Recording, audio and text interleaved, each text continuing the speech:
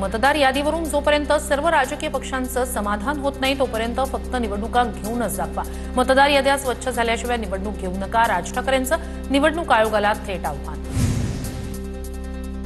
जेव्हा लागेल तेव्हा आणि आपण ठरवू तेव्हा निवडणूक लागेल। मतदार यादीतील घोळावरून राज ठाकरेंचा थेट इशारा। तर राज ठाकरेंच्या सभेला सर्व मतदार यादी प्रमुखांची उपस्थिती, षडयंत्र ओळखा आणि मतदार याद्यांसाठी कामाला लागा, राज ठाकरेंच्या कार्यकर्त्यांना सूचना।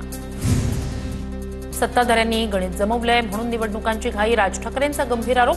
तर महाराष्ट्रात शांततेत निवडणुका पार पाडायच्या असतील तर मतदार याद्या दुरुस्त करा, राज ठाकरेंचं निवडणूक आयोगाला आव्हान। आत्ताच्या होणाऱ्या आगामी निवडणुकांमध्ये 96 लाख खोटे मतदार भरलेत, राज ठाकरेंचा राज्य निवडणूक आयोगावर गंभीर आरोप। तर निवडणूक आयोगाला प्रश्न विचारल्यावर सत्ताधारी का चिडतात, राज ठाकरे कराडले।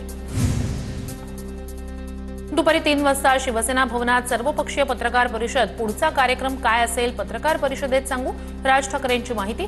तर निवडणूक आयोगाविरोधात सर्वपक्षीय काय भूमिका घेणार याकडे सर्वांचं लक्ष।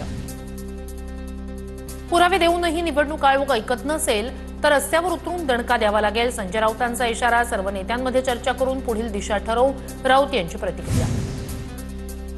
दीपक कदम यांचं वय 117 वर्ष नव्हे तर अद्ययावत यादीत 54 वर्ष। विरोधकांचे आरोप राज्य निवडणूक आयोगानं फेटाळले। विरोधकांनी मतदार याद्यांवरून केलेल्या इतर प्रश्नांवरूनही आयोगाकडून स्पष्टीकरण। राज ठाकरेंनी नरेंद्र मोदींचा आसाममधील जुना व्हिडिओ दाखवला।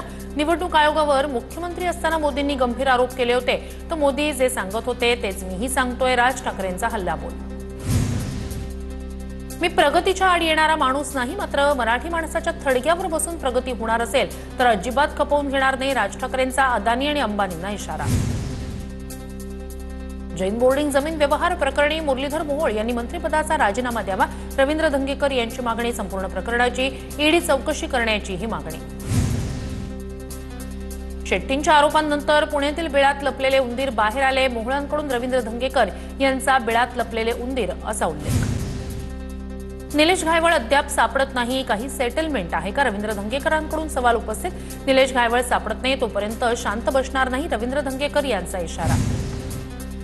जैन बोर्डिंगचा परिसर पाहण्यासाठी मोहोळ यांची मंदिराला भेट, ट्रस्टींसोबत कोणत्या उद्देशानं बैठका झाल्या, मोहोळ यांनी स्पष्ट करावं, राजू शेट्टींचा सवाल। 1,20,000 स्क्वेअर फूट जागेची किंमत 3,000 कोटी कशी होईल, पुण्यातील जैन बोर्डिंग जागेच्या किमतीवरून मोहोळ यांचा सवाल। तर पुण्यातच काय, मुंबईत मलबार हिललाही जागेची एवढी किंमत नाही, मोहोळ यांचं विरोधकांना उत्तर। जैन बोर्डिंगची जागा खरेदीतून 3,000 कोटींचा फायदा होणार असं गोखले बिल्डरनी सांगितलं। जागेच्या किमतीवरून मोहोळांनी प्रश्न उपस्थित केल्यानंतर राजू शेट्टींची माहिती। तर खासदार म्हणून मोहोळ यांनी चुकीचा व्यवहार थांबावा, शेट्टींचं आवाहन।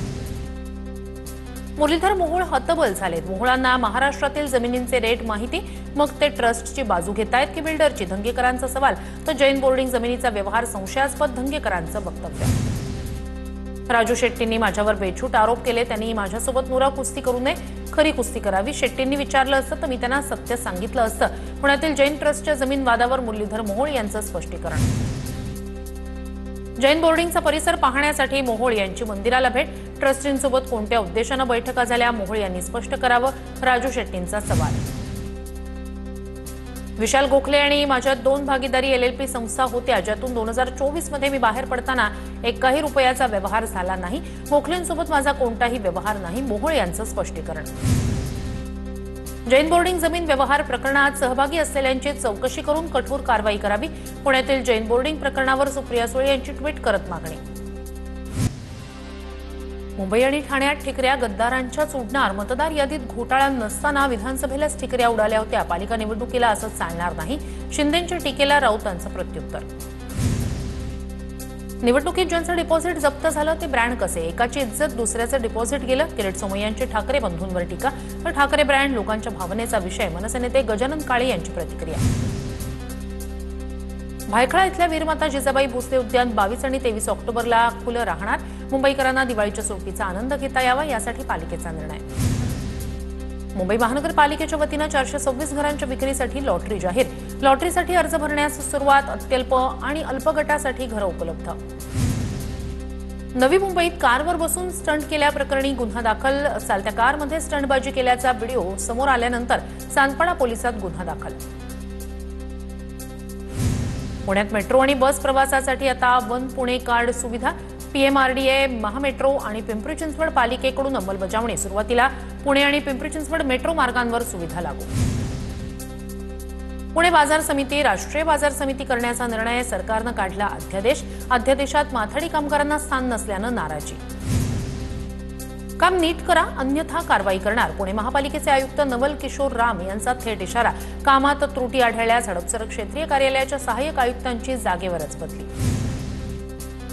पुण्यातील फर्ग्युसन कॉलेजमधील राडा प्रकरणात जितेंद्र आव्हाड यांना दिलासा. 2006 मधील राडा प्रकरणातून आव्हाड दोषमुक्त. पुणे सत्र न्यायालय यानं सर्व आरोपातून केलं दोषमुक्त. दाभोळ खाडीच्या निसर्गरम्य किनाऱ्यावर अत्याधुनिक हाऊसबोट प्रकल्पाचं उदय सामंतांच्या हस्ते उद्घाटन.